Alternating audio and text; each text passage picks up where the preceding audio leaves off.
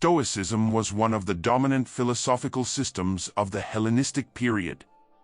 The name derives from the porch, stoa poikol, in the agora at Athens decorated with mural paintings, where the first generation of Stoic philosophers congregated and lectured.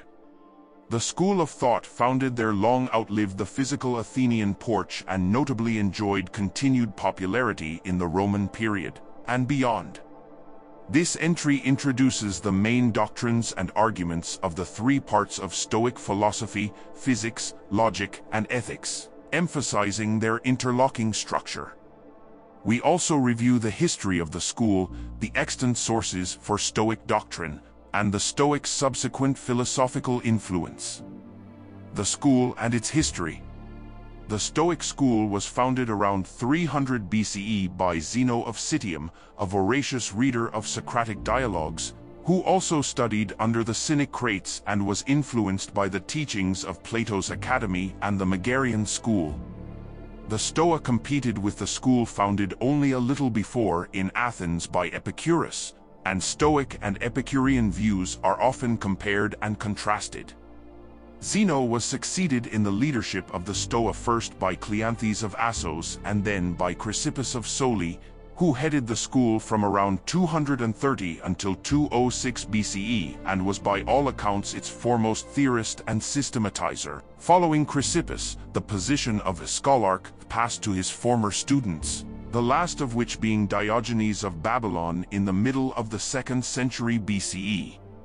Some scholars see this moment as marking a shift in the Stoic school from the so-called Old Stoa to Middle Stoicism, though the relevance and accuracy of this nomenclature is debated. See Inwood 2022.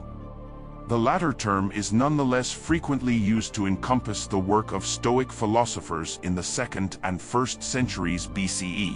A significant feature of the 2nd century is the sharp and powerful attacks against Stoic views, formulated by the academic Carneades, to which Antipater of Tarsus, Diogenes' successor, responded at length. Diogenes and Antipater also heralded increased engagement with Platonic, Sedley 2003, Radamschill's 1999, and possibly Aristotelian doctrine, arguably peaking with Panaetius in the 2nd half of 2nd century BCE and his student Posidonius in the 1st century BCE. For developments from Antipater onwards, see Inwood 2022. For the contributions of Panaetius and Posidonius and their relation to previous thinkers, see Thielman 2007. Stoicism became particularly fashionable in the Roman period. Although never identifying as a Stoic himself, Cicero, who studied philosophy in Athens and endeavored to popularize it at Rome, engaged extensively with Stoic theory in his philosophical works and modeled his on proper functions, De Officiis, on Panaetius' treatise of the same name. During the imperial era, several prominent public figures were associated with the Stoic school. Appointed to the court of Emperor Augustus in the late 1st century BCE was the Stoic philosopher Arrius Didymus, and a generation later Seneca served as advisor to Nero. Epictetus, a former slave, was expelled from Rome by Domitian along with other philosophers in 93 CE, and his works, recorded by his student Arrian, heavily influenced Marcus Aurelius, Roman emperor from 161 to 180 CE. Also active in the 2nd century CE was the Stoic philosopher Hierocles, whose detailed treatise on psychology and ethical theory, The Elements of Ethics, is partially extant. See Ramelli 2009. Over this remarkable span of time during which the Stoic school operated in some form or another, evolutions in views and shifts in focus unsurprisingly took place. The nature and extent of these intra-school developments and disagreements, some of which we will consider below, remains the subject of ongoing scholarly debate. God. In accord with their ontology, the Stoics make God a corporeal entity, identical with the active principle. God is further characterized as eternal reason, logos, Diogenes Laertius, 44b. or intelligent designing fire or breath, pneuma, which structures matter in accordance with its plan, Etius, 46a. The Stoic God is thus immanent throughout the cosmos and directs its development down to the smallest detail. The entire cosmos is a living thing, and God stands to the cosmos as an animal's life force stands to the animal's body, enlivening, moving and directing it by its presence throughout. The designing fire is likened to sperm or seed, which contains the first principles, or directions of all the things which will subsequently develop, Diogenes Laertius, 46b, Aristocles in Eusebius, 46g. This makes cosmic nature and all its parts inherently governed by a rational force. God and divine actions are not, like the gods of Greek mythology, random and unpredictable. It is rather orderly, rational, and providential. The association of God with pneuma may have its origins in medical theories of the Hellenistic period. See Baltzley 2003 and Onas 1992. On the issue of God and its relation to the cosmos in Stoicism, see the essays in Solis 2009. Psychology. One further topic treated as part of Stoic physics is psychology, the account of the soul. Here the Stoics argue that the soul is corporeal, i.e. a body of a certain kind, since it is causally efficacious in a way that only bodies are. If the soul were incorporeal, as some ancient philosophers maintain, then it could not causally interact with the body it animates, as it does, e.g. in feeling pain when the body suffers a flesh wound or in causing the cheeks to blush when it feels shame. Nemesius reporting Cleanthes, 45c. Furthermore, if X and Y come into contact with each other, then X and Y must be bodies. But the soul and the body it animates are in constant contact, the Stoics hold, and are later separated from each other at death, Nemesius reporting Chrysippus, 45d. Therefore the soul is corporeal. What kind of body is the soul? As mentioned above, 2.3, the Stoics identify the soul as pneuma at a certain degree of tensility, more rarefied than pneuma in the condition of tenor, hexis, which is responsible for the coherence of solid objects, and then pneuma in the condition of nature, phusis, which regulates vital activities such as nutrition and growth, philo, 47p, q.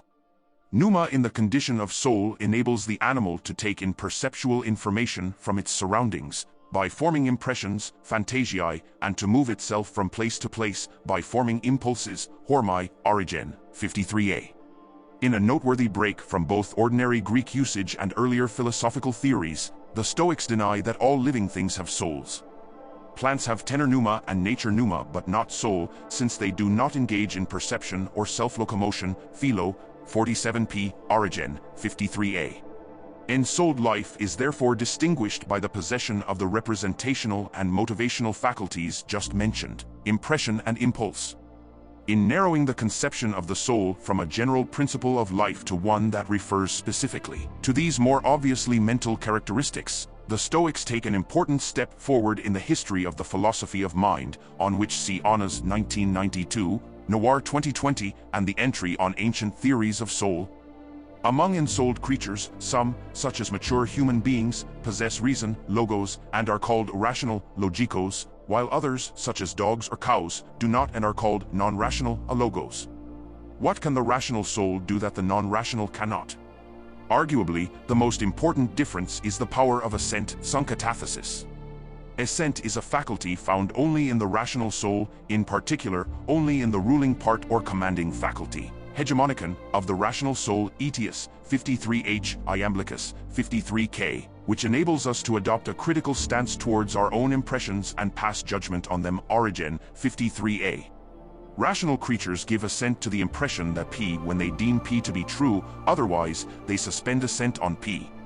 Dissenting, or taking P to be false, seems to be more precisely analyzed by the Stoics as suspending assent on P and then giving assent to not P. Rational creatures are morally and epistemically responsible for our acts of assent, but not for the kinds of impressions we form. Assent is, in our power, or up to us, in a way that receiving an impression is not. Cf. the cylinder and cone analogy above, 2.8.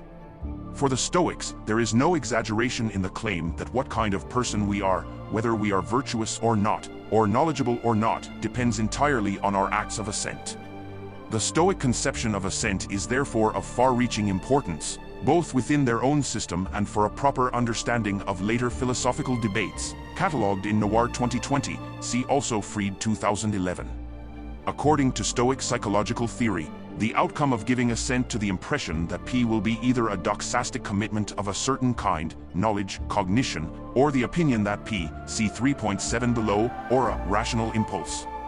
Impulse, in general, is the psychological event responsible for action, and in rational creatures all impulses are, rational impulses, movements of thought towards something in the sphere of action, Stobaeus, 53q. Since assent is necessary and sufficient for any rational impulse to be created, the Stoics can be seen to endorse a strong form of motivational cognitivism all cases of human action require, and follow upon the agent forming the judgment that the action in question is appropriate for them to do, Klein 2015, Graver 2007, Inwood 1985.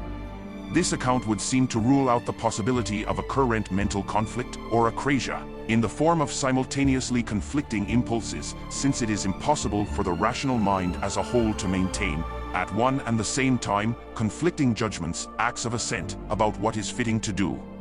Some Stoics seem to have reanalyzed cases of putatively simultaneous akrasia as instead a rapid oscillation between opposing practical judgments, Plutarch, 65g.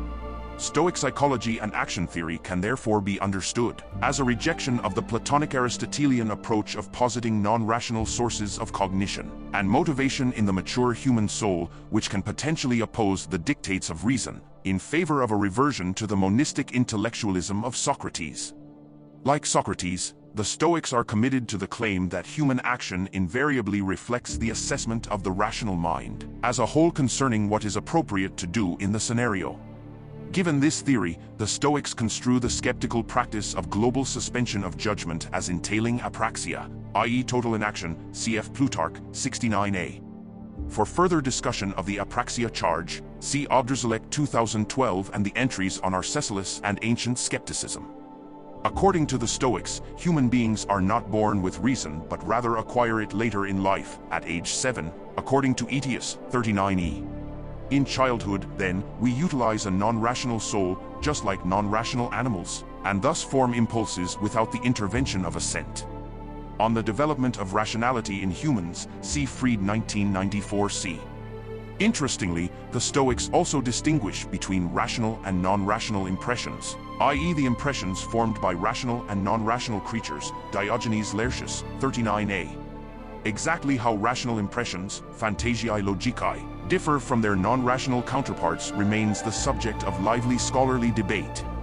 It is broadly agreed, however, that only rational impressions are created under the direct influence of the perceiver's concepts, enoia, cf. Galen, 53v, and that only rational impressions express propositions, axiomata, one kind of sayable or lecton.